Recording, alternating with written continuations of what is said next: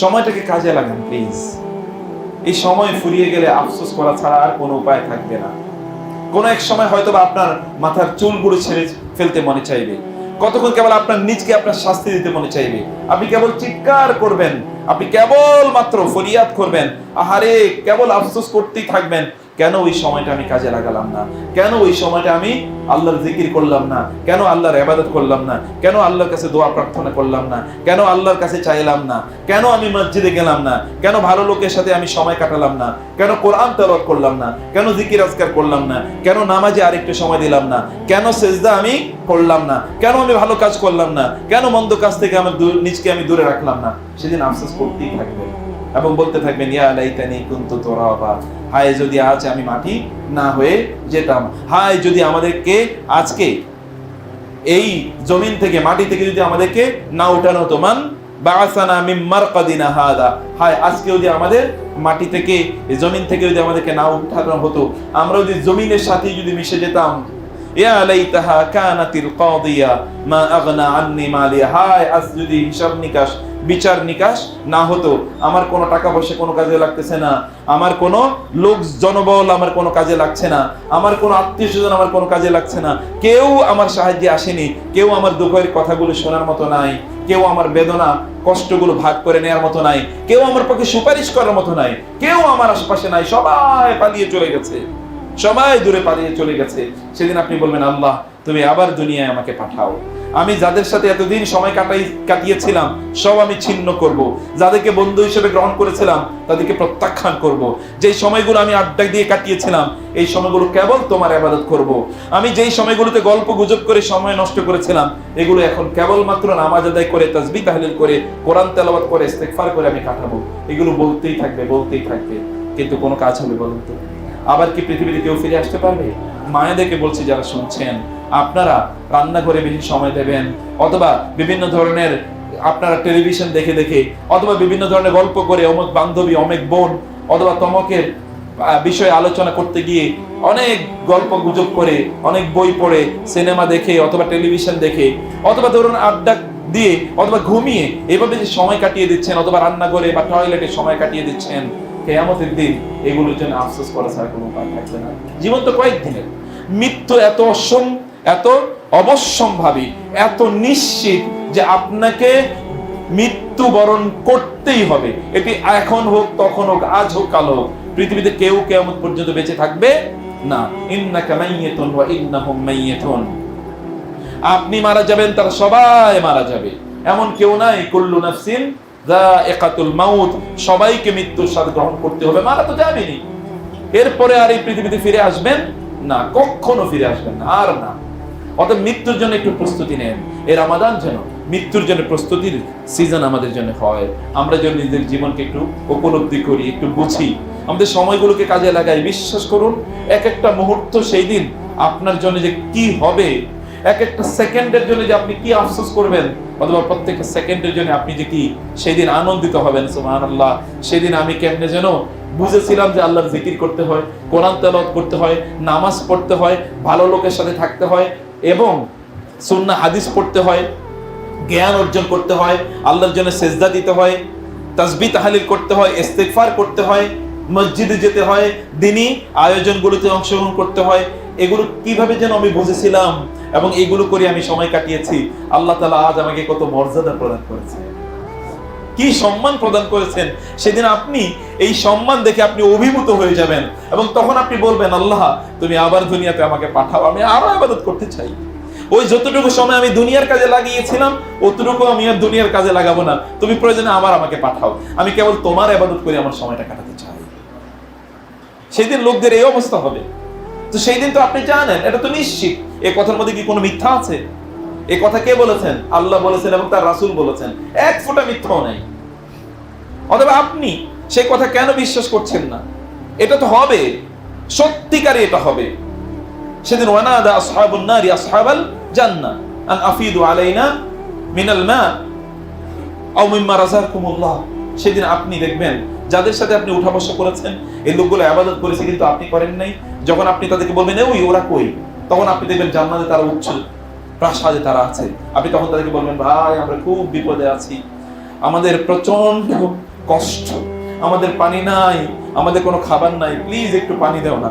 কারণ জাহান্নামে যাওয়ার পর লোকদেরকে তারা যখন তৃষ্ণায় তারা প্রচন্ড ভাবে কষ্ট পাবে, তখন তাদেরকে পুজ খেতে দেওয়া হবে, পেশাব খেতে দেওয়া হবে, পায়খানা খেতে দেওয়া হবে তাদেরকে, এবং তাদেরকে মানুষের রক্ত, এই যে এখান থেকে তাদেরকে শাস্তি দেওয়ার কারণে শরীর থেকে পেট, নাড়ি বুড়ি এগুলো পচে গলে যে পড়বে, পড়ে গিয়ে একটা বড় চৌবাচ্চার মতো, একটা বড় একটা পুকুরের মতো সেখানে এগুলো একত্রিত হবে, ওইখান থেকে তাদেরকে খেতে দেওয়া হবে।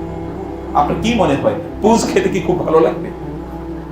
পুজ, পেশাব, পায়খানা, নাড়ি ভুড়ি অথবা দুর্গন্ধযুক্ত এগুলো গিয়ে সব এক জায়গায় একত্রিত হয়েছে, নাকের ময়লা, মুখের সর্দি, নাকের সর্দি, ইত্তকার সব গিয়ে একত্রিত হয়েছে, এগুলো সব ওইখান থেকে এনে আপনাকে খেতে দেওয়া হবে। সেদিন লোকেরা খাবে, রুচিটা তার কোন লেভেলের, সে কতটা বিপদে থাকবে এগুলো খাওয়ার জন্য। এবং তারপরে তাকে সে বলবে যে না আমার এখন ক্ষুধা লেগেছে, কারণ অথবা তাকে আবার পানির কথা বলা হলে ভয়াবহভাবে উত্তপ্ত গরম পানি তাকে খেতে দেওয়া হবে। ওই পানি তো খাওয়া আগে দূরের কথা, এই মুখের কাছে নেয়ার পরে মুখ, ঠোঁট, জিহ্বা এবং তার এই যে তার যে গাল, এগুলো সব গলে পচে, এগুলো গলে পড়ে যাবে। ভয়াবহ আগুনের সামনে গেলে দেখবেন আপনার চামড়া পুড়ে যাচ্ছে, এগুলো সব পড়ে যাবে, এত ভয়াবহ আগুন, কিন্তু আগুনওয়ালা পানি, কিন্তু এগুলোই সে খাবে, তার তো উপায় নাই, কারণ প্রচন্ড তৃষ্ণার্থ, সে তৃষ্ণার জ্বালায় তার বুক ফেটে যাচ্ছে, তার জীবন চলে যাচ্ছে। সে ভাববে যে একটু পানি খেলে যদি জীবন বাঁচানো যায়, এই উত্তপ্ত গরম পানি সে খেয়ে ফেলবে। এই খাওয়ার সাথে সাথে এই যে মুখ থেকে শুরু করে গলা, এগুলো সব গলে গলে একেবারে পেশাব পায়খানা রাস্তা দিয়ে পড়ে যাবে, একেবারে সব গোটা শরীর আবার নতুন করে এগুলো জন্ম নেবে। কুল্লামা নাদিদাত জুলুদুহুম বাদদালনাহুম জুলুদান গায়রাহা লিয়াযুকুল আযাব। এরকম একটা ভয়াবহ অবস্থা সেদিন হবে। লোকেরা তারা যখন পানি, আর তারা বলবে না তাহলে আর পানি খাবো না, তাহলে কি আমাদেরকে অন্য একটু খাবার দাও, তখন তাদেরকে জাকুম নামক একেবারে বিষাক্ত কাঁটাওয়ালা এক ধরনের গাছ এনে তাকে খেতে দেওয়া হবে, ওগুলি সে খাবে। আপনি কি এখন গাছ খাবেন? আমি যে এখান থেকে কিছু গাছ তুলে নিয়ে আসি, আপনি কি খাবেন? খাবেন না। কিন্তু মানুষ যখন ক্ষুধার তাড়ায় প্রচন্ড কষ্টে আছে, ক্ষুধা তার নিবারণ হচ্ছে, তখন দেখবেন গাছের পাথর সে টেনে খায়। বাঁচতে তো হবে, বাঁচা ছাড়া, এটা ছাড়া তার কোনো উপায় না, যা পায় তাই খাচ্ছে। আমি দেখেছি কি বিভিন্ন জায়গায় লোকেরা কি তারা ওই যে গাছের পাতা টেনে টেনে তারা খাচ্ছে, আবার কোথাও কোথাও মাটি খাচ্ছে। আমি দেখেছি বাচ্চারা, একবার দেখলাম যে আফ্রিকাতে খাবারের অভাবে ওই মাটি ওইখান থেকে নিয়ে নিয়ে খাচ্ছে, মানে ক্ষুধার তাড়ায়। আপনি তো ক্ষুধার তাড়া বুঝেন নাই, এখনো বুঝেন নাই। এটা রিয়েলি বুঝবেন মূলত যারা জাহান্নামে যাবে, তারা মূলত বুঝবে। তখন তাদেরকে ওই জাক্কুম বৃক্ষ এনে তাদেরকে খেতে দেওয়া হবে। ওই জাক্কুম বৃক্ষটা এতটা তিক্ত, এতটা বিষাক্ত যে ওই গাছের এক ফোঁটা রস যদি পৃথিবীতে ফেলা হতো, তাহলে পৃথিবীতে কোনো গাছ কোনোদিন আর জন্ম নিত না, গোটা মাটিটা বিষাক্ত হয়ে যেত। সেগুলো তাকে খেতে দেওয়া হবে, ওগুলো খাবে, উপায় নাই তো, তার উপায় নাই। তখন জান্নাতীদেরকে বলবে আমাদেরকে একটু পানি দাও না প্লিজ, আমাদেরকে একটু খাবার দাও না। তখন জান্নাতীরা বলবে ইন্নাল্লাহা কাদ হারামাহু আলাল কাফিরিন, আল্লাহ তাআলা কাফেরদের জন্য এই খাবারকে হারাম করে দিয়েছেন, এই খাবার তোমাদের পেটে যাবে না, তোমাদের জন্য হারাম হলে দিতেই পারবো না, আর তোমরা এটা খেতেও পারবে না, তোমাদের জন্য এটা নিষিদ্ধ। প্রিয় ভাইরা, সেদিন আসার পূর্বে আপনাদের সময়টাকে কাজে লাগান। রাসূলুল্লাহ সাল্লাল্লাহু আলাইহি ওয়াসাল্লাম বলেছেন, এই যুবকরা ভালো করে শুনেন, ইগতানিম খামসান ক্বাবলা খামসিন, আপনি পাঁচটা জিনিস আসার পূর্বে পাঁচটা জিনিসের প্রয়োগ করুন। এখন যুবকদের মধ্যে এত হতাশা, চাকরি নাই, ব্যবসা নাই, পড়াশোনা নাই, শান্তি নাই, কোনো কিছুই নাই। কারণ কি? আপনি কোত্থেকে পাবেন? যিনি চাকরি দেবেন, যিনি ব্যবসা দেবেন, যিনি উন্নতি দেবেন, যিনি সম্পদ দেবেন, যিনি সম্মান দেবেন, যিনি শান্তি দেবেন, যিনি সুখ দেবেন, তার সাথেই তো আপনার কোনো সম্পর্ক নেই। সম্পর্ক হলো শয়তানের সাথে। শয়তান তো এগুলো সব কেড়ে নেওয়ার জন্যই তার প্রতিজ্ঞা, সে সব কেড়ে নেবে, মানুষকে অশান্তি প্রদান করবে। শাইতান ইয়াইদুকুমুল ফাকরা ওয়া ইয়া'মুরুকুম বিল ফাহশা, শয়তান তোমাদেরকে দারিদ্র্যের ভয় দেখায়, শয়তান তোমাদেরকে দারিদ্র্যের মধ্যে নিমজ্জিত করবে, শয়তান তোমাদেরকে অশ্লীল কাজে নিমজ্জিত করবে। শয়তানের কাজ এগুলো। যিনি দেবেন তার কাছে আপনি আসবেন না, যিনি দেবেন তার কাছে আপনি আসবেন না। এই রমাদান আপনাকে এরকম একটা বিশাল সম্ভাবনা নিয়ে এসেছে। এখন উপলব্ধি করেন, এখনই বুঝেন, সময়টাকে অবহেলায় কাটাবেন না। এবার রমাদানটাকে আপনাদের জীবনের সেরা রমাদান বানাতে পারবেন না ইনশাআল্লাহ? ওয়াদা কিনা আল্লাহর কাছে হাত তুলে ওয়াদা করেন, এই রমাদানটাকে জীবনের সেরা রমাদান বানাবেন তো? ওয়াদা। আমি কিছু আউটলাইন বলবো আপনাদেরকে, এই অনুসারে আপনি চলবেন। রাজি আছেন তো ইনশাআল্লাহ? রাসূলুল্লাহ সাল্লাল্লাহু আলাইহি ওয়াসাল্লাম তিনি বলেছেন, ওই ব্যক্তি সেরা যার বয়স বাড়ার সাথে সাথে আমলও বাড়ে। এই যে মুরব্বীরা আছেন, এখন আপনাদের সময়, কেবল দোকানের সামনে গিয়ে বসবেন না, কিচ্ছু করার দরকার নেই। দোকান কি আপনাকে বাঁচাতে পারবে? ওইখানে আড্ডাবাজি করলে কি বাঁচাতে পারবে? দেশে কেই হইলো না হইলো তা দিয়ে আপনার লাভ কি? আপনার কিচ্ছু তাতে যায় আসে না। আলাইকুম বিআনফুসিকুম, আলাইকুম আনফুসাকুম লা ইয়াদুরুকুম মান দাল্লা ইযা হাদাইতুম। নিজেরে বাঁচান। ও আনফুসাকুম ওয়া আহলিকুম নারা, নিজেদেরকে জাহান্নাম থেকে বাঁচান, নিজের পরিবারকে জাহান্নাম থেকে বাঁচান। অন্য কে কি করছে না করছে তার জন্য আপনাকে জবাবদিহি করতে হবে না। আপনার নিজের ব্যাপারে আপনাকে জবাবদিহি করতে হবে আল্লাহর কাছে। সেজন্য আপনার নিজকে নিয়ে চিন্তা করুন, কেবল তাসবিহ তাহলিল করুন, সুবহানাল্লাহ, আলহামদুলিল্লাহ, আল্লাহু আকবার, লা ইলাহা ইল্লাল্লাহ, আস্তাগফিরুল্লাহ, আস্তাগফিরুল্লাহ, আস্তাগফিরুল্লাহ। রাসূলুল্লাহ সাল্লাল্লাহু আলাইহি ওয়াসাল্লামের কোনো গুনাহ ছিল? কোনো গুনাহ ছিল কিনা? কোনো গুনাহ ছিল না। তিনি তারপরেও প্রতিদিন তিনি 70 বার অথবা 100 বারের বেশি তিনি কি করতেন? আস্তাগফিরুল্লাহ, আস্তাগফিরুল্লাহ, আস্তাগফিরুল্লাহ। এটা তো এক বৈঠকে, তাইলে বিভিন্ন বৈঠকে তিনি কত করতেন আল্লাহই জানে। সুবহানাল্লাহ। আল্লাহর সাথে মর্যাদা কি এমনি বাড়ে? ফেরেশতা জিবরিলকে এমনি তাকে এসে বলেছেন, ইয়া রাসূলুল্লাহ, আপনি আমাকে অনুমতি দিন, এই বহুত পাহাড়টাকে আপনার জন্য স্বর্ণ বানিয়ে দিতে চাই। পাহাড়ের ফেরেশতারা এসে বলেছিলেন, ইয়া রাসূলুল্লাহ, আল্লাহ পাঠিয়েছেন আপনার অনুমতি নেওয়ার জন্য। এই যে তায়েফবাসীরা আপনার সাথে বেয়াদবি করেছে, আমরা এই দুটো পাহাড় তায়েফবাসীদের উপর ফেলে ওদেরকে ধ্বংস করে দিতে চাই। আল্লাহর রাসূল কি আল্লাহর সাথে সম্পর্ক রক্ষা করার কারণে আল্লাহ সুবহানাহু ওয়া তাআলা তাকে এই মর্যাদা দেন না? আপনার কেন সম্মান নাই? কেন মর্যাদা নাই? কেন আপনার এমন নাই যে অন্য লোকেরা আপনাকে ভালোবাসে? কেন আপনার এত দৈন্যতা? কেন এত অশান্তি? কেন এত হতাশা আপনার? আপনি কেন বুঝেন না যে যিনি আপনাকে এগুলো প্রদান করবেন তার সাথে আপনার সম্পর্ক নাই, এই জন্য তার সাথে রিলেশন নাই। এই কারণে কি হয়েছে মনে রাখবেন। আপনি বলবেন তো বহু লোকেরা তারা তো আল্লাহর সাথে সম্পর্ক রাখে নাই, তাদেরকে তো আল্লাহ বহুত দিয়েছে। কাফের মুশরিকদেরই তো দেখি প্রচুর পরিমাণ। প্রিয় ভাইরা, মনে রাখতে হবে জীবন দুইটা, জীবন দুইটা। একটা হলে যেমন ধরুন আপনি এই যে নদীতে, আপনাদের সামনে একটা নদী আছে, এই নদী পার হয়ে ওই পারে যেতে হবে, সেখানে আপনার জন্য বিশাল অট্টালিকা ব্যবস্থা করে রাখা হয়েছে। অট্টালিকা, সেখানে কি আছে? প্রাসাদ, রাজপ্রাসাদ আপনার জন্য ওখানে নির্মাণ করে রাখা হয়েছে। সেখানে ধরেন হাজার হাজার আইটেমের আপনার খাবার, এবং সেখানে অসাধারণ আপনার থাকার জায়গা, শোয়ার জায়গা, এবং সেখানে অনেক গাছ আছে, ফল ফলাদি আছে, বাগান আছে, সেখানে আছে হচ্ছে আপনার জন্য ঝর্ণা, সেখানে বহু লোকের আপনার সেবা করার জন্য বসে আছে। ওই জায়গায় এই নদীটা কেবল পার হয়ে ওইখানে যেতে হবে। আর এর পাশেও এই নদীর এই পাড়ে এখানে সামান্য কিছু পচা দুর্গন্ধযুক্ত কিছু খাবার টাবার এখানে ব্যবস্থা করে কেউ নদীর সামনে এখানে রেখে দিয়েছে। আপনাকে কেবল এই নদীটা পার হয়ে ওই পাড়ে যেতে হবে, তাইলে ওইখানে একটা রাজপ্রাসাদ আপনার জন্য অপেক্ষা করছে। আর এই জায়গায় খুবই তুচ্ছ, একেবারেই তুচ্ছ কিছু জিনিস এখানে রাখা আছে। আপনি কষ্ট করে যদি এটা গ্রহণ না করে এই নদীটা পার হয়ে যান, তাহলে ওইখানে আপনি রাজপ্রাসাদে উঠতে পারবেন। আর আপনি যদি কষ্ট করে না করেন যে না আমি কষ্ট করবো না, এখানে যা আছে তাই আপনি তাই গ্রহণ করবেন, তাহলে এখানে যা আছে এগুলো তুচ্ছ তাচ্ছিল্য পূর্ণ জিনিস। ওইটার তুলনায় হতে পারে আপনার কাছে মনে হচ্ছে না এটাও তো মজাদার জিনিস, কিন্তু ওইটার তুলনায় এটা কোনো মূল্যই নেই। ওইটার দাম যদি আমরা হাজার হাজার কোটি বলি, এটাকে আমরা 1 পয়সা দিতে পারি না দাম ওইটার তুলনায়। কিন্তু আপনি যদি এটি নিয়ে ব্যস্ত থাকেন, তাহলে কি আপনি খুব জ্ঞানী মানুষ? আপনি আসলে জ্ঞানী মানুষ। একটু কেবল পার হয়ে যেতে হবে আপনাকে, এতটুকুই। এই পার হওয়ার জন্য আপনার একটা প্রস্তুতি লাগবে। আপনাকে একটা ভালোভাবে হয়তো বা কোনো একটা পার হওয়ার জন্য একটা নৌকা অথবা একটা জাহাজ বা একটা কিছু লাগবে। সেগুলোতে যাওয়ার জন্য আপনার কিছু কি লাগবে? অথবা কিছু আমল লাগবে, কিছু ইবাদত লাগবে, কিছু রসদ লাগবে, একটু পেমেন্ট প্রদান করতে হবে, এতটুকু কিছু পয়সা তাকে হয়তো দিতে হবে, কিছু তাকে এর বিনিময় দিতে হবে, এতটুকুই।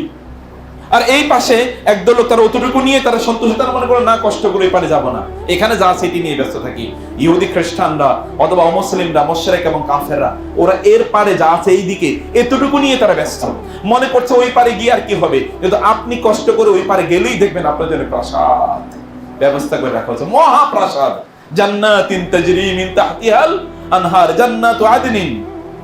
আল্লাহ সুবহানাহু ওয়া তাআলা জান্নাতের কি বিবরণ দিয়েছেন কোরআনে, যেখানে আপনার জন্য ব্যবস্থা করে রাখা হয়েছে। কেবল আপনাকে একটু নদীটা পার হয়ে যেতে হবে, এতটুকুই। পার হওয়ার জন্য আপনাকে কিছু জিনিস নিয়ে যেতে হবে আপনার জন্য পার হওয়ার জন্য। আপনি তো এখানে একজন ভ্রমণকারী অথবা ওই পারে আপনি যাবেন, ফলে আপনার কিছু প্রিপারেশন লাগবে, প্রস্তুতি লাগবে। এই প্রস্তুতিটা হচ্ছে আমল। এই প্রস্তুতিটা কি? আমল। এখানকার এই সামান্য তুচ্ছতা ছিল, এই সামান্য জিনিস দেখে এগুলোকে আপনারা ভুলে যাবেন না যে আপনাকে ওই পারে যেতে হবে।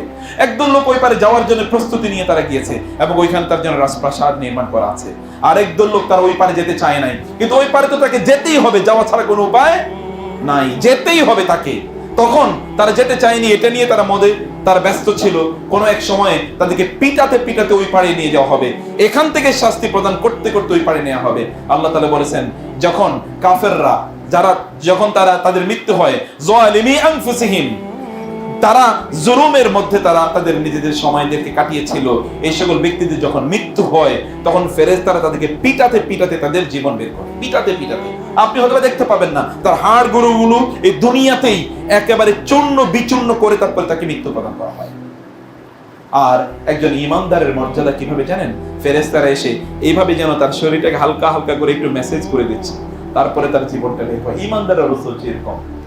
আর যে কাফের এবং মুশরিক, আল্লাহদ্রোহী, আল্লাহ বিদ্রোহী, আল্লাহর মতো করে আল্লাহর দেয়া জীবন ব্যবস্থা অনুসারে সময় কাটায় না, তাকে মোগর দিয়ে হাতুড়ি দিয়ে পিটাতে পিটাতে তার হাড়গোড়গুলো ভেঙে ভেঙে তারপরে তার জীবন নেয়। আপনি বলবেন আমি তো কিছুই দেখি না, আপনি তো পরকাল সম্পর্কে কিছুই জানেন না। এমনকি আপনি কি আপনার রূহ দেখতে পান নাকি? মৃত্যু কি কারণে হয়? মৃত্যু মানে কি? ব্যক্তি জীবিত যখন, তখনও তার শরীর যা, মরা গেলেও তার শরীরও তাই, তাহলে আসলে নাই কি? এটাই তো আমরা জানি না, নাই কি? রুহটা তো আমরা দেখি না। আপনি তো অনেক কিছুই দেখেন না, আপনি তো অনেক কিছু, আপনি তো আপনার ব্রেনও দেখেন না, আপনি আপনার পেটের মধ্যে কি আছে, আপনার তো পিঠও আপনি দেখেন না, আপনার ঘাড়ও তো আপনি দেখতে পান না, অনেক কিছুই দেখতে পান না। না দেখতে পাওয়া কোনো সমস্যা না, বিশ্বাস হচ্ছে এখানে খুবই গুরুত্বপূর্ণ। সেজন্য আমি বলছি আপনাদের সময়টাকে কাজে লাগাবেন, বোনদেরকেও বলছি সময়টাকে কাজে লাগাবেন। এই যে কিছুক্ষণ সময় রাসূলুল্লাহ সাল্লাল্লাহু আলাইহি ওয়াসাল্লাম বলেছেন, সেই ব্যক্তি সেরা যার বয়স বাড়ার সাথে সাথে আমলও বেড়েছে। আপনাদের বয়স বাড়ার সাথে সাথে আমল বাড়তে হবে। বয়স বাড়ার সাথে সাথে কি হতে হবে? আমল বাড়তে হবে। বয়স বাড়ার সাথে সাথে আল্লাহর সাথে সম্পর্ক বাড়তে হবে, যেন আপনি বলতে পারেন যে গতকালের চেয়ে, গত বছরের চেয়ে এবার আল্লাহর সাথে আমার সম্পর্ক আগের চেয়ে অনেক অনেক ভালো। এইভাবে আপনাদের সময়টাকে কাজে লাগান। কাজে লাগানোর জন্য কি করতে হবে? এক নম্বর হচ্ছে আল্লাহর প্রতি আপনাদের যে বিশ্বাস, ঈমান, আকীদা, এটাকে ঠিক করে নেন। ঈমানকে ঠিক না করলে ইবাদত করে কোনো লাভ নাই। বুঝতে পেরেছেন? মুরব্বীরা ভালো করে শুনুন, যুবকরা ভালো করে শুনুন, বোনেরা ভালো করে শুনুন। ঈমান ঠিক না করলে, আপনার আকীদাটা ঠিক না হলে এই ইবাদত করে কোনো লাভ নাই। ইহুদি খ্রিস্টানরা অথবা ধরেন হিন্দু বৌদ্ধরা, তারাও তো কত ভালো কাজ করে, কত ভালো কাজ করে। দেখবেন তারা বিলিয়ন বিলিয়ন টাকা তারা মানুষের জন্য ব্যয় করে। এই যে আমাদের দেশে দেখবেন এনজিও ফেনজিও ইত্যাদির মাধ্যমে কি পরিমাণ দান অনুদান ওরা দেয়। বুঝতে পেরেছেন? তো এই সকল দান অনুদান দিয়েই তো ওরা জান্নাতুল ফেরদাউসে চলে যাওয়ার কথা। তাহলে সমস্যাটা কি? মক্কার তৎকালীন মুশরিকরা বা কাফেররা, তারা কি বাইতুল্লাহ যে হাজিরা আসতো, সেই হাজিদের তারা খেদমত করতো না? করতো তো। আজআলতুম সিকায়াতাল হাজ্জি ওয়া ইমারাতাল মসজিদিল হারাম কামান আমানা বিল্লাহি ওয়াল ইয়াউমিল আখির। তারা এই বাইতুল্লাহর সেবা করতো। বাইতুল্লাহ যারা হজ উমরা করতে আসতো, হজ করতে আসতো, তাদের তারা কি করতো? উমরা করতে আসতো, তাদের তারা সেবা করতো, পানি খাওয়াতো, খাদ্য খাওয়াতো, তাদের নিরাপত্তা প্রদান করতো। কি ভালো কাজ! বাইতুল্লাহর তারা নিরাপত্তা দিত, বাইতুল্লাহর তারা মোতাওয়াল্লি ছিল, এখানকার যত প্রয়োজন সব প্রয়োজনগুলো তারা মেটাতো। কত ভালো কাজ তারা করতো। কিন্তু তারপরেও তারা কি? ইয়া আইয়ুহাল কাফিরুন লা আ'বুদু মা তা'বুদুন ইন্নাকুম ওয়া মা তা'বুদুনা মিন দুনিল্লাহি হাসাবু জাহান্নাম। আল্লাহ তাআলা বলেছেন, তোমরা এবং তোমরা যা কিছুর উপাসনা করো আল্লাহ ছাড়া, এগুলো সবাই একসাথে জাহান্নামে যাবে। তোমরা হে কাফেররা, আল্লাহ বলেছেন কুল ইয়া আইয়ুহাল কাফিরুন। ওরা এত কিছু করার পরে আল্লাহ তাআলা বলেছেন তাদেরকে কাফের। তাহলে সমস্যাটা কোথায়? ওরাও কিন্তু আল্লাহকে বিশ্বাস করতো। ওরা আল্লাহকে বিশ্বাস করতো না? মক্কার লোকেরা কি আল্লাহকে বিশ্বাস করতো না? করতো তো। কাফেররা, মুশরিকরা, তারা আল্লাহকে বিশ্বাস করতো, এই জন্য তাদেরকে মুশরিক বলা হয়। তারা আল্লাহকে বিশ্বাস করতো।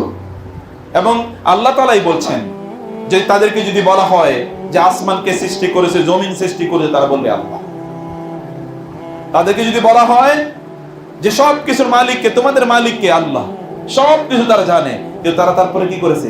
শিরক করেছে। ওয়ামা ইউমিনু আকসারুহুম বিল্লাহি ইল্লা ওয়া হুম মুশরিকুন। অধিকাংশ লোক তারা ঈমানের দাবি করে, কিন্তু তারা মুশরিক। আপনাকে বুঝতে হবে আসলে ঈমানটা কি, আপনাকে বুঝতে হবে তাওহীদটা কি। কুল হুয়াল্লাহু আহাদ আল্লাহুস সামাদ লাম ইয়ালিদ ওয়া লাম ইউলাদ ওয়া লাম ইয়াকুল লাহু কুফুয়ান আহাদ। অতএব তাওহীদ আল্লাহর ব্যাপারে জানা দরকার। আল্লাহর ব্যাপারে যদি না জানেন তাহলে বাঁচার কোনো উপায় নাই। আপনার চোখটা বন্ধ করলেই আপনাকে ফেরেশতারা 4টি প্রশ্ন করবে। তোমাদের 1 নম্বর প্রশ্ন কোনটা? কোনটা 1 নম্বর প্রশ্ন? তোমার রব কে? এটা 1 নম্বর প্রশ্ন কি না? তাহলে এই প্রশ্নের উত্তর জানা দরকার না? আপনি বলবেন আল্লাহ, ওটা আপনি বলবেন আমি তো মুখস্থ করে রাখছি আল্লাহ।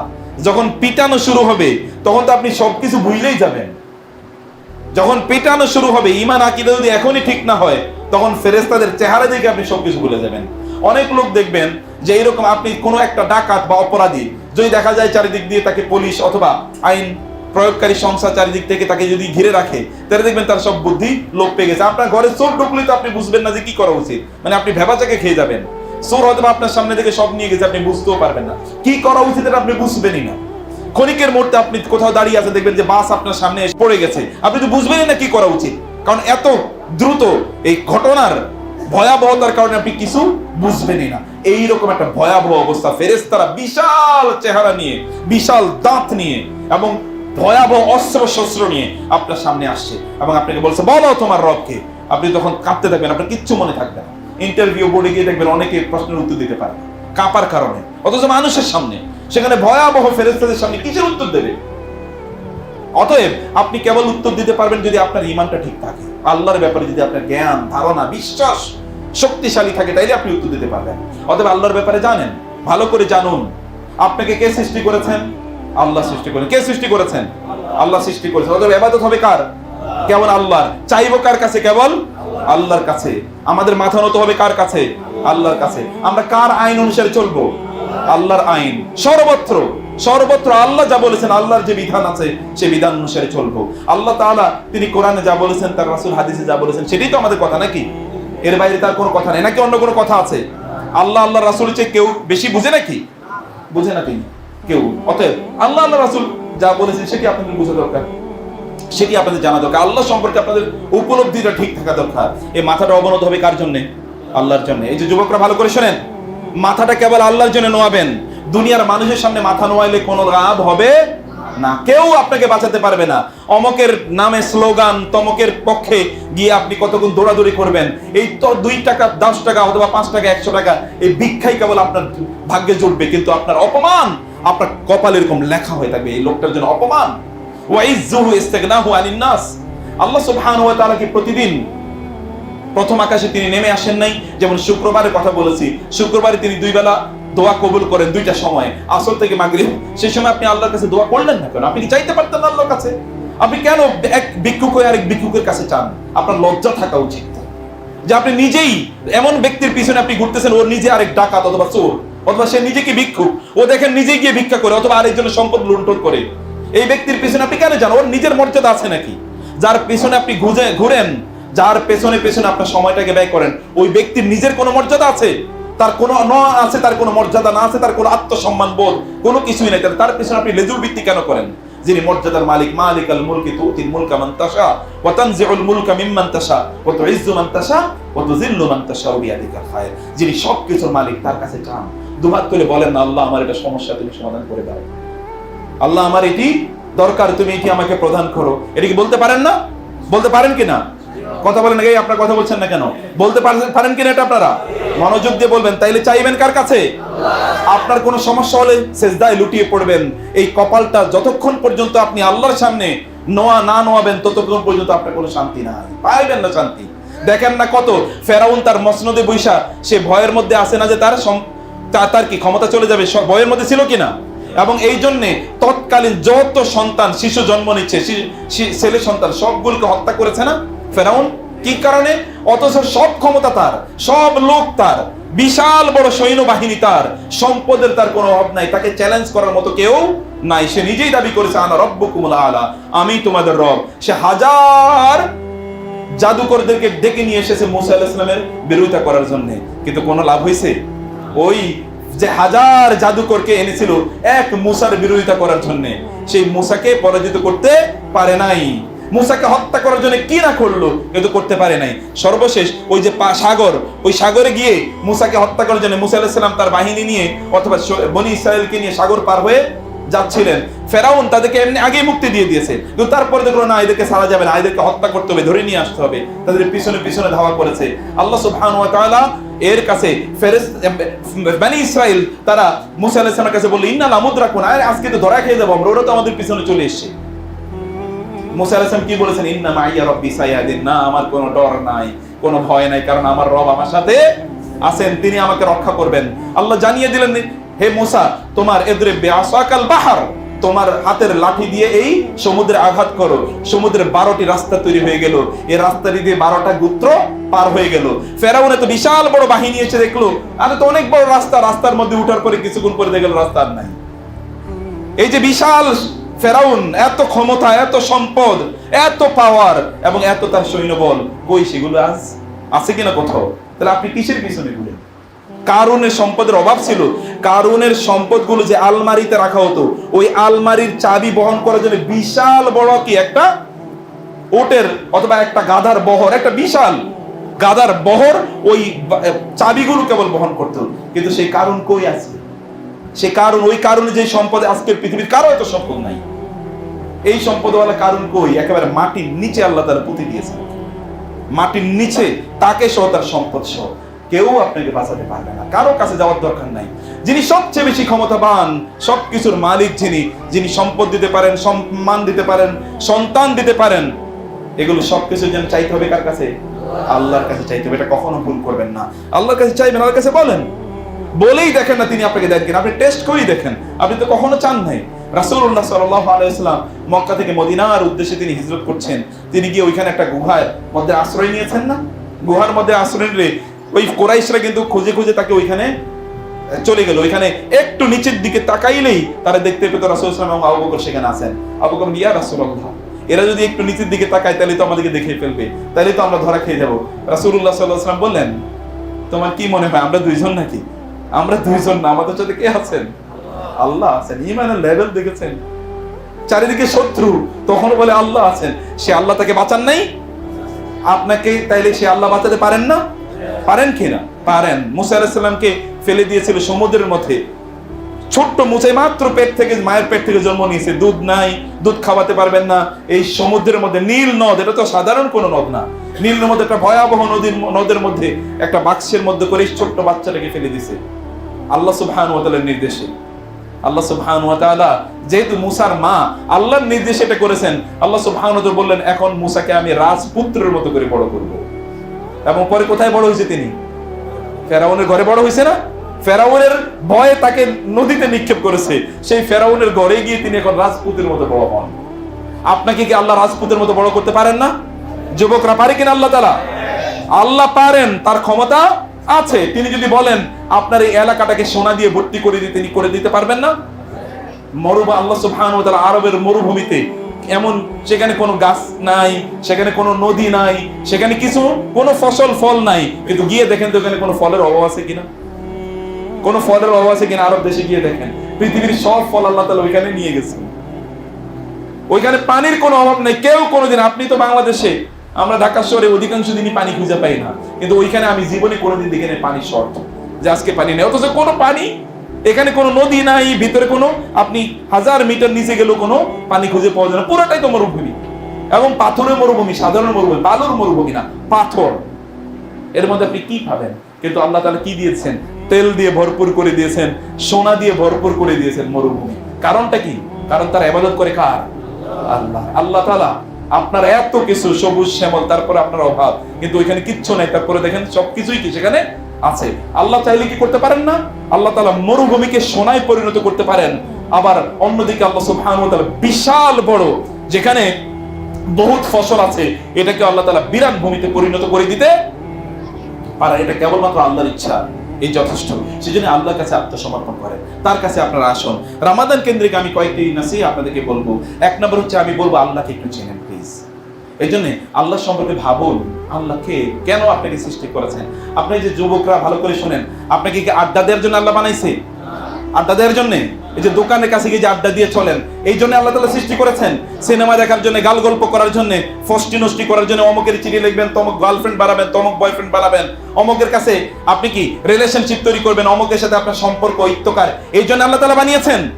আল্লাহ তাআলা বানান নাই। খবরদার ইয়াংরা, যুবকরা, যুবতীরা, আপনারা যদি কোনোভাবে আপনাদের বিবাহর আগে অন্য কোন রিলেশন কখনো তৈরি করেন, তাহলে বৈবাহিক জীবনকে আল্লাহ তাআলা আপনাদের জন্য শান্তিময় করে দেবেন না, ওটা পুরা জাহান্নাম হয়ে যাবে, পুরাটাই জাহান্নাম। দেখবেন আপনার ওর মধ্যে কোনো শান্তি নাই, কেবল অশান্তি, কেবল অশান্তি। কিন্তু যদি আপনি চান যে আপনার ঘরটা শান্তিতে পরিপূর্ণ হয়ে যাক, তাহলে আপনি এই জাতীয় সকল রিলেশন বন্ধ করে দেন। পরিবারে কিছু সংকট থাকে, এটা গোটা পৃথিবীর পরিবারে ছিল। রাসূলুল্লাহ সাল্লাল্লাহু আলাইহি ওয়াসাল্লাম স্ত্রীদের সাথে রাগ করে একবার 1 মাসের মতো ঘরে ছিলেন না, এটা হতে পারে। কিন্তু তারপরও ঘরটাকে একটা শান্তির নীড়, একটা শান্তির নীড়। কেন শান্তির নীড়? কারণ ওইটা হয়েছে আল্লাহ এবং আল্লাহর রাসূলের দেয়া সুন্নাহ মোতাবেক। বিয়ের জন্য প্রস্তুতি নেন। আল্লাহ তাআলা বিয়ে করলে আপনাদেরকে কি সম্পদ বাড়িয়ে দেবেন। এখন আমরা সম্পদের টাকা পয়সার ভয়ে, টাকা পয়সা নাই এই জন্য বিয়ে করি না। আর আল্লাহ বলছে টাকা পয়সা পাইতে হইলে বিয়ে করো। বুঝেন নাই কথা যুবকরা? আল্লাহ বলেছেন টাকা পয়সা পেতে হলে, সম্পদ পেতে হলে বিয়ে করো। আর এখন আপনারা বলছেন আমার তো সম্পদ নেই, আমি বিয়ে করবো কেন? তাহলে আল্লাহ তাআলার বিপরীতে আমরা যাচ্ছি কিনা? আল্লাহ তাআলার বিপরীতে যাচ্ছি। জেনা করা আমাদের জন্য সহজ, কিন্তু বিয়ে করা আমাদের জন্য কি কঠিন। এটা একটা ভয়াবহ ভাবে একটা অসভ্য, অশ্লীল অথবা শয়তানি সমাজের একটা চিত্র। এটা ইসলামী সমাজের চিত্র না, এটা ইসলামী সমাজের চিত্র না। আল্লাহর কাছে আসেন, আল্লাহর কাছে বলেন, আপনার কষ্টের কথাগুলো আল্লাহর কাছে বলেন না। আল্লাহ কি আপনার কথা শুনবেন না? শুনবেন কিনা? আল্লাহ অতীতে কি যুবকদের কথা শুনেন নাই? ওই যে 6-7 জন যুবক আসহাবে কাহাফের, তারা আল্লাহর কাছে বলেছিলেন, আল্লাহ সুবহানাহু ওয়া তাআলা তাদেরকে কি করলেন? গুহার মধ্যে নিয়ে 309 বছর ঘুম পাড়িয়ে জীবিত রাখলেন এবং ওদের কোনো সমস্যা হয় নাই। সেই আল্লাহ কি এখনো আছেন কিনা? আছেন এখনো। সে আল্লাহর প্রতি বিশ্বাস রাখেন, সে আল্লাহর প্রতি আস্থা রাখেন। আল্লাহ সুবহানাহু ওয়া তাআলা আপনাকে এমন করতে দিতে অবশ্যই পারেন। সেজন্য আল্লাহর ব্যাপারে জানুন, তার ব্যাপারে তার কাছে আপনি চান, মাথাটা কেবলমাত্র তার কাছেই নত করবেন, তার দ্বীনের জন্য আপনি কাজ করবেন। আল্লাহর দ্বীনের জন্য কাজ করেই দেখেন আল্লাহ তাআলা কিভাবে আপনার সম্মান বাড়িয়ে দেন, মর্যাদা বাড়িয়ে তিনিই দেবেন যদি আপনি তার কাছে আসেন। আপনি তার রাসূল যেভাবে জীবন যাপন করে সেভাবে জীবন যাপন করেই দেখেন না কেন, কিভাবে গোটা জীবন আপনার জন্য সহজ হয়ে যায়। সবকিছু আপনার জন্য সহজ হয়ে যাবে, সবকিছু। আল্লাহ তাআলা যা বলেছেন তাই করবেন, আল্লাহ রাসূল যা বলেছেন তা করবেন। এই জন্য শিরক করবেন না। কি করবেন না? শিরক করবেন না। আল্লাহ ছাড়া অন্য কারো আনুগত্য নাই, আল্লাহ রাসূল ছাড়া আর কারো আনুগত্য চলবে না। কেবল আনুগত্য কার? আল্লাহ এবং আল্লাহ রাসূলের। কেবল কার কথা অনুসারে আমরা চলবো? আল্লাহ এবং আল্লাহ রাসূলের কথা অনুসারে আমরা চলবো। কেবল ইবাদত কার জন্য করব? আল্লাহর জন্য করব। কেবল চাইবো কার কাছে? আল্লাহর কাছে চাইবো, অন্য কারো কাছে চাওয়ার কোনো প্রয়োজন নাই। আল্লাহ যদি আপনাকে দেওয়ার জন্য থাকেন, তাহলে আপনি অন্য কারো কাছে কেন চান? আপনি তো আপনার নিজের স্ট্যাটাসটা একেবারে ধুলায় নামিয়ে দিলেন। যেই ব্যক্তি প্রধানমন্ত্রীর কাছে চাওয়ার অথবা প্রেসিডেন্টের কাছে চাওয়ার তার কি আছে? সুযোগ আছে। সেই ব্যক্তি যদি এলাকার ভিক্ষুকের কাছে চায়, তাহলে ওর আত্মমর্যাদা থাকলো? তাহলে ওর কি সম্মান বোধ থাকলো? ও তো একেবারে কি নির্লজ্জ, অথর্ব, স্টুপিড। আপনার রবের সাথে আপনার ডাইরেক্ট কানেকশন ওর সুযোগ আছে, আর আপনি রবের বাদ দিয়া তথাকথিত অমক তমকের পিছনে পিছনে ঘুরেন। তাহলে আপনার নিজকে আপনি অবহেলিত, অমর্যাদায় নিয়ে গেলেন না? অসম্মানিত করলেন না? আপনি আপনার নিজকেই তো লাঞ্ছিত করলেন, অবাঞ্ছিত আপনি আপনার নিজকে করলেন। আল্লাহর কাছে চান, সেজদায় লুটিয়ে পড়ুন। মহান আল্লাহ সুবহানাহু ওয়া তাআলা তিনি প্রতি রাতের শেষ তৃতীয়াংশে প্রথম আকাশে নেমে আসেন এবং বলতে থাকেন, কারো কি রিজিকের প্রবলেম আছে আমার কাছে বলো, আমি তোমার রিজিকের সমস্যার সমাধান করে দেবো। এই যুবকরা আছেন ব্যবসা নাই, চাকরি নাই, অথবা মনে করে কি টাকা পয়সা নাই, তাহলে আল্লাহ তাআলা তো প্রথম আকাশে প্রতি রাতে নেমে আসেন, আপনি তার কাছে বলতে পারেন না? আপনার এলাকায় যদি প্রধানমন্ত্রী আসতো এবং বলতো যে এলাকায় প্রধানমন্ত্রী এসেছে, এই এলাকার যত ধরনের যুবকরা আছে তারা প্রধানমন্ত্রীর কাছে গিয়ে যা চায় তাই তাদেরকে প্রদান করা হবে, যুবকরা কি সেখানে যেত কি যেত না? সবাই যেত, গিয়ে ওইখানে প্রয়োজনে মারামারি করতে বলার জন্য, করতো না? কিন্তু প্রধানমন্ত্রীরা, দুনিয়া সব প্রধানমন্ত্রী কি কথা ঠিক রাখে? কথা বুঝেন না আপনারা? দুনিয়ার সব প্রধানমন্ত্রীরা যা বলে তাই করে, সব প্রেসিডেন্টরা যা বলে তাই করে, অধিকাংশই তাদের কথা ঠিক রাখে না। কিন্তু আল্লাহ, আল্লাহ কি তার কথা ঠিক রাখেন না? তিনি কি তার কথা কোনোদিন ভঙ্গ করেছেন? ইন্নাল্লাহা লা ইউখলিফুল মিয়াদ। মানুষের সক্ষমতা এটা লিমিটেড, কিন্তু আল্লাহর ক্ষমতা কি লিমিটেড নাকি? আল্লাহর ক্ষমতার কোনো সীমা আছে?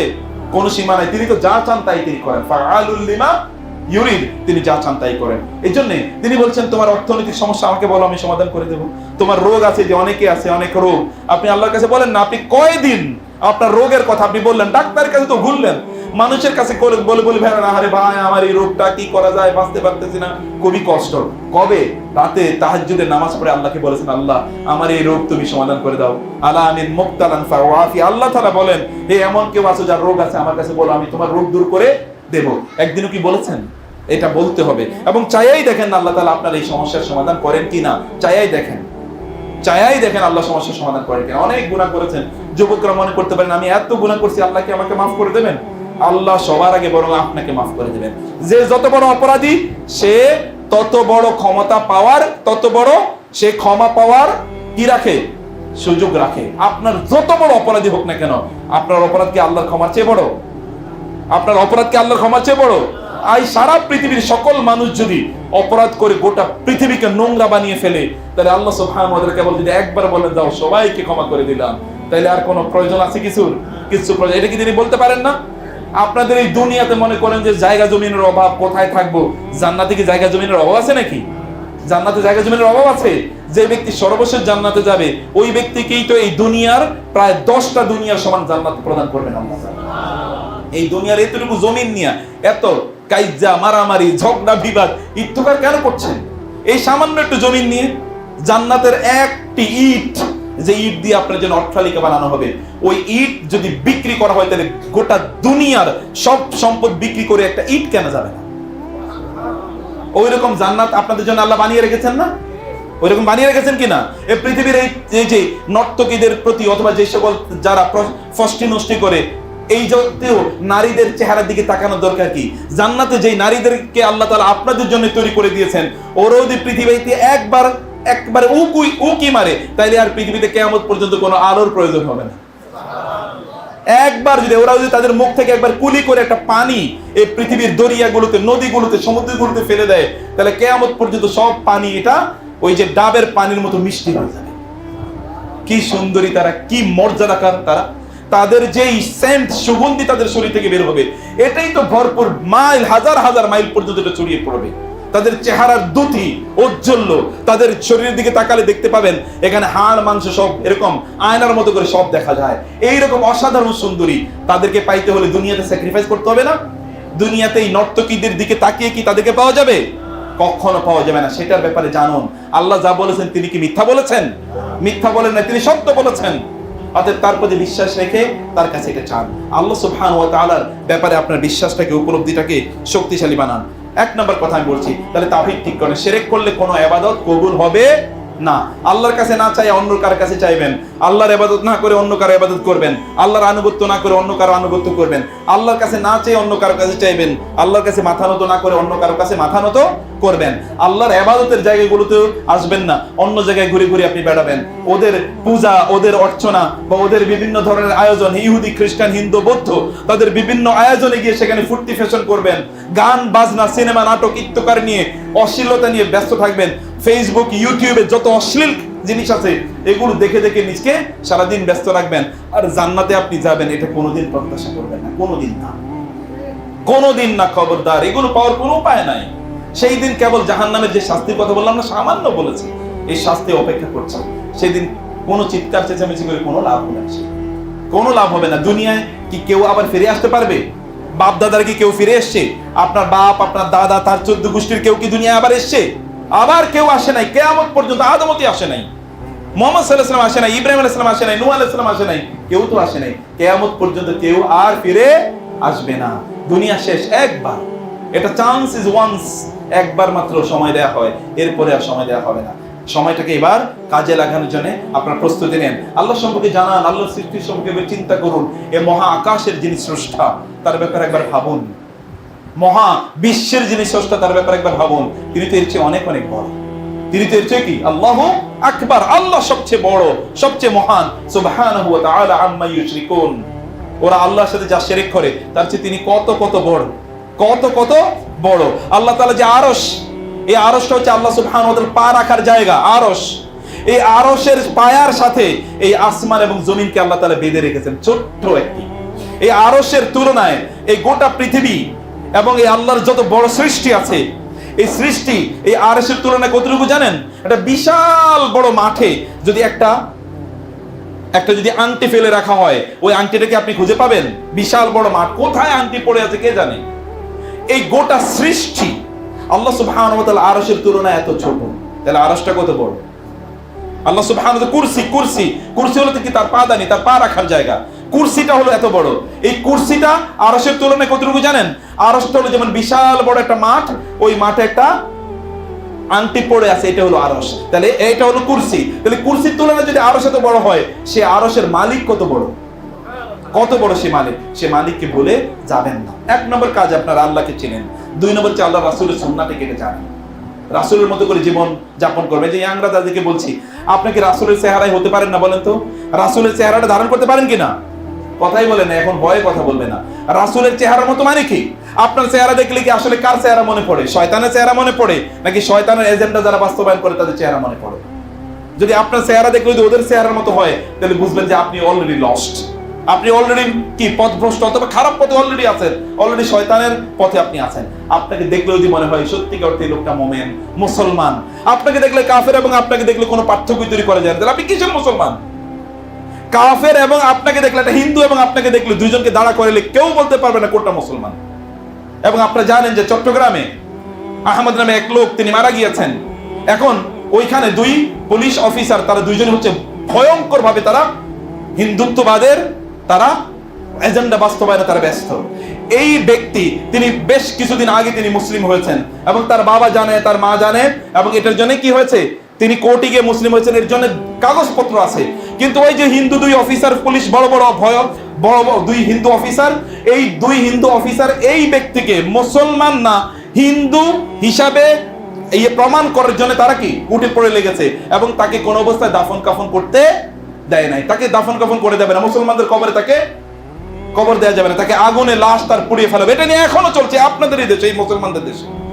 এক ব্যক্তি মুসলমান হওয়ার পরেও, সে মুসলমানদের একটা যুবক মুসলমান হওয়ার পরেও তার লাশ মুসলমানদের মতো করে কবর দিতে পারছে না। এটা হচ্ছে ওই যে হিন্দু এই বড় বড় অফিসারদের কারণে, কারণ ওরা নিয়ন্ত্রণ করছে, ওদের কথার বাইরে কথা বলার মতো কারো ক্ষমতা নাই, এরকম একটা অবস্থা। আর এখন যুবকরা এখন দেখলে ওকে হিন্দু নাকি মুসলমান বুঝাই যায়। ওরা এক জায়গায় দাঁড়া করে দেখেন যে কে হিন্দু কে মুসলমান, আমি গ্যারান্টি দিয়ে বললাম কেউ বলতে পারবে না কোনটা হিন্দু কোনটা মুসলমান। তাহলে কেমন মুসলমান আপনি? কেমন মুসলমান? সাহাবায়ে কেরামরা একদিন আগে তারা মুসলিম হয়েছে, তারপরে তাকে দেখেই বুঝা যেত এটা মুসলমান। আর আপনি আপনার বাপেও মুসলমান, দাদাও মুসলমান, কিন্তু আপনি আসলে কি হিন্দু নাকি বৌদ্ধ নাকি খ্রিস্টান এটাই বোঝে না। কেবলমাত্র মসজিদে এসে দুইটা সেজদা দিয়ে আল্লাহকে পাওয়া যায় না। এত সহজ না। যিনি গোটা পৃথিবীর মালিক, সবকিছুর যিনি মালিক, আপনি তো আপনাদের দেশের অথবা অন্যান্য দেশের একজন আপনার এলাকার এমপির সাথে গিয়ে দেখা করতে পারেন কিনা দেখেন তো? তার সাথে দেখা করতে পারবেন না। সাধারণ একজন মানুষ আপনাদেরই সমর্থনে নির্বাচিত, এরকম লোকের সাথে তো আপনি সাক্ষাৎ করতে পারেন না, সেখানেই তো আপনার কোনো সুযোগ নাই। এইরকম অবস্থায় আপনার নাই, কিন্তু আপনার মহান রবের সাথে আপনার সাক্ষাৎ হবে এই চেহারা নিয়ে, এইরকম চেহারা নিয়ে আপনার রবের সাথে আপনি সাক্ষাৎ করতে যাবেন। এই চেহারা তো আপনি ওইখানে গেলেই সাক্ষাৎ পান না। তাহলে যিনি এগুলোকে সেকেন্ডের মধ্যে এরকম হাজার হাজার কোটি বানাতে পারেন, হাজার হাজার কোটিকে তিনি শেষ করে দিতে পারেন, সেই রবের মর্যাদা কোন লেভেলের?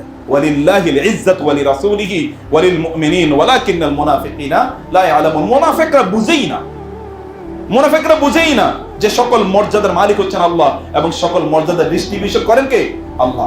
আপনার নিজকে যে এখান থেকে শপথ করে যাবেন যে আপনি আগামীকাল না, আজ থেকে আপনি একজন মুসলমানের মতো, আপনাকে দেখলেই যেন মানুষ মনে করতে পারে এটা মুসলমান। এটা করতে পারবেন আপনারা? আপনারা করবেন, আপনাকে দেখলেই যেন মুসলিম মনে হয়। মুসলিমের চেহারা থেকে উজ্জ্বল আলো ছড়ে, মুসলিমের চেহারা থেকে আলো ছড়ে, কারণ সে আল্লাহর সামনে যখন দাঁড়িয়ে যায়, আল্লাহ সুবহানাহু ওয়া তাআলা তার চেহারার মধ্যে আলো তৈরি করে দেন। মুসলমানকে অবশ্যই অন্যরা ভয় পেতেই হয়, কারণ আল্লাহ সুবহানাহু ওয়া তাআলা অন্যদের অন্তরে মুমিনদের ব্যাপারে ভয় তৈরি করে দিয়েছেন। সায়উলকি ফি কুলুবিহিমুর রুবা, আল্লাহ তাআলা বলেছেন ওদের অন্তরে মুমিনদের ব্যাপারে আমি রূপ তৈরি করে দেব। রূপ মানে হচ্ছে কি?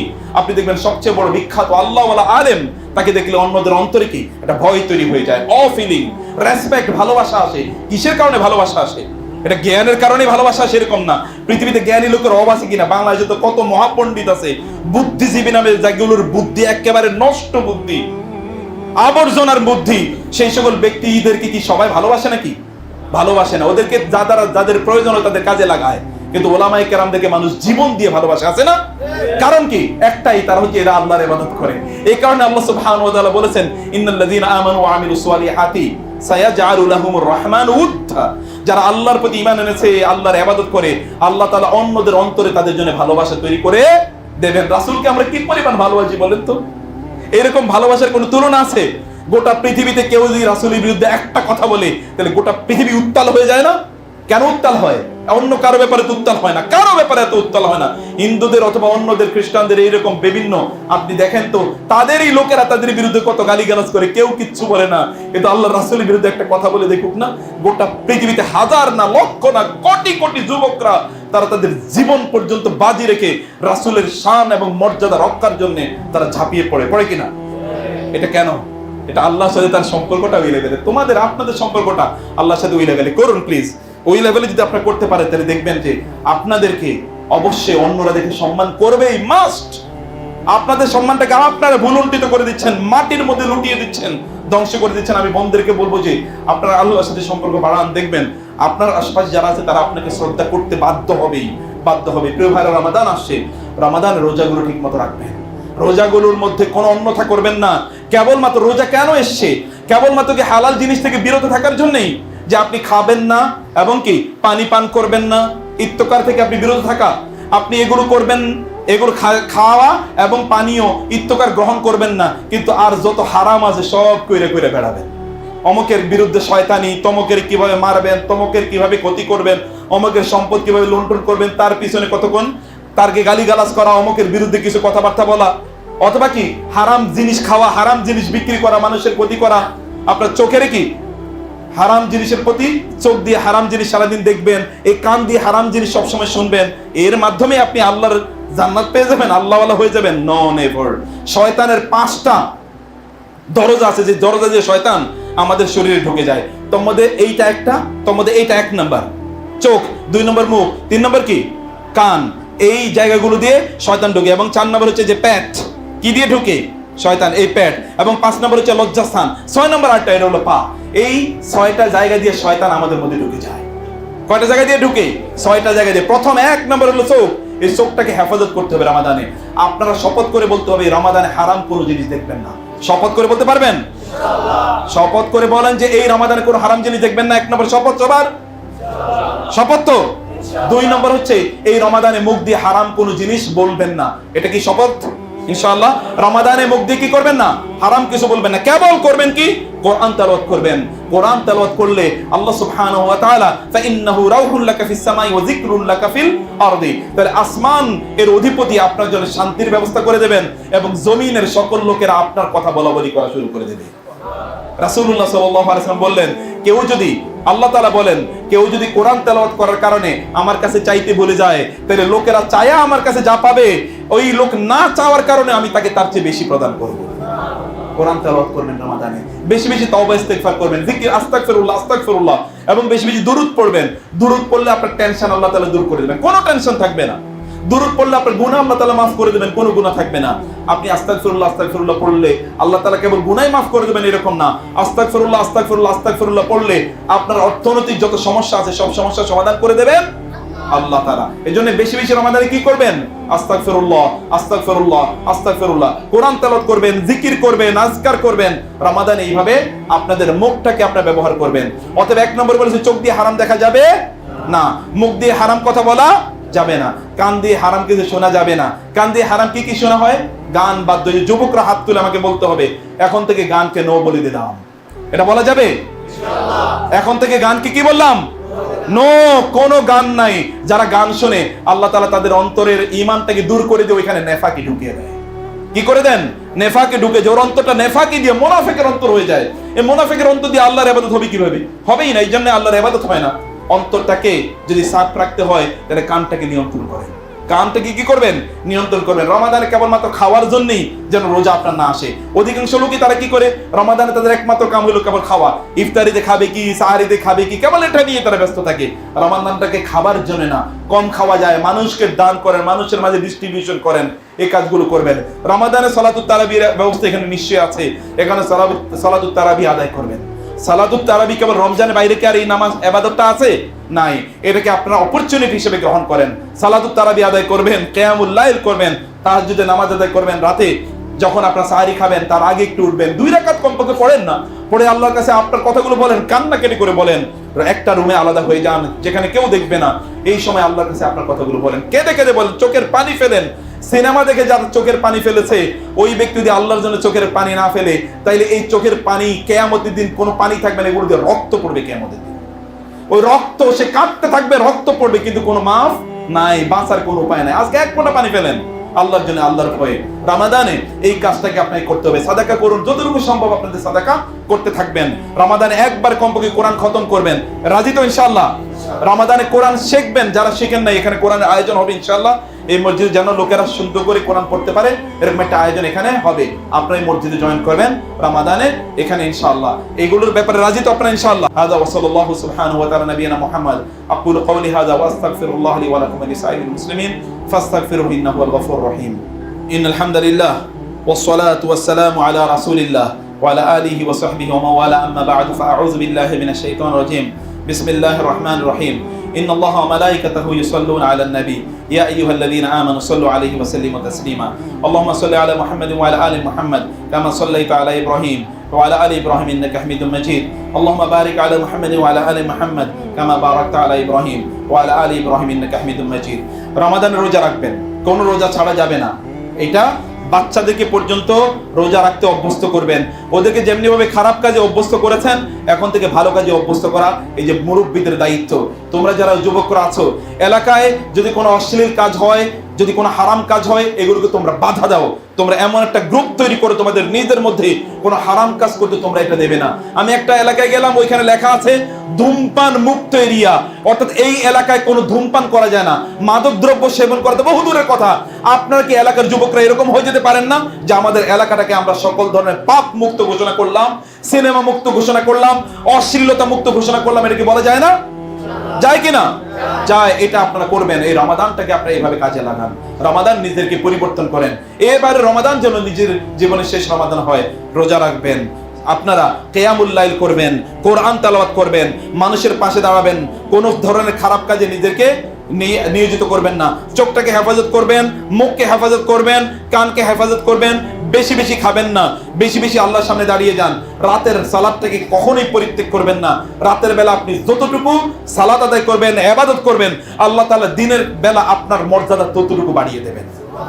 অতএব রাতের বেলা ইবাদত করুন, আল্লাহ সুবহানাহু ওয়া তাআলা এর সামনে রাতের বেলা ইবাদত করুন। পিতামাতাদের সাথে সাহায্য করুন, বাসায় পরিবারে সুন্দর ব্যবস্থা রাখুন, পরিবারে সময় কাটাবেন, একসাথে সবাই মিলে কোরআন তেলাওয়াত করবেন, একসাথে সবাই মিলে দ্বীনি বই পড়বেন। রমাদানের ফিক নিয়ে আমাদের আজকে একটা হালাকা আছে, কোথায় আমি জানি না, সেই হালাকাটাতে যদি আপনাদের সুযোগ থাকে সেখানে অংশগ্রহণ করবেন। রমাদানটা কিভাবে কাটাতে হয় সেটি নিয়ে আমরা রমাদানের বিভিন্ন মাসালা নিয়েও সেখানে আমরা আলোচনা করব। এই মসজিদে বেশি বেশি আসবেন, আল্লাহ সম্পর্কে জানবেন, আল্লাহ সুবহানাহু ওয়া তাআলা যেটাকে ভালোবাসেন সেটাকে প্রায়োরিটি দেবেন। আপনি যদি আল্লাহ যা ভালোবাসেন তাকে যদি আপনি অন্য জিনিসের উপর প্রাধান্য দেন, তাহলে আপনি যেটা ভালোবাসেন আল্লাহ তাআলা অন্য সবকিছুর উপর সেটাকে প্রাধান্য দেবেন। বুঝেন নাই? আপনি আল্লাহকে প্রাধান্য না দিলে আল্লাহ কি আপনাকে প্রাধান্য দেবেন? কখনো আল্লাহ তাআলা প্রাধান্য দেবেন।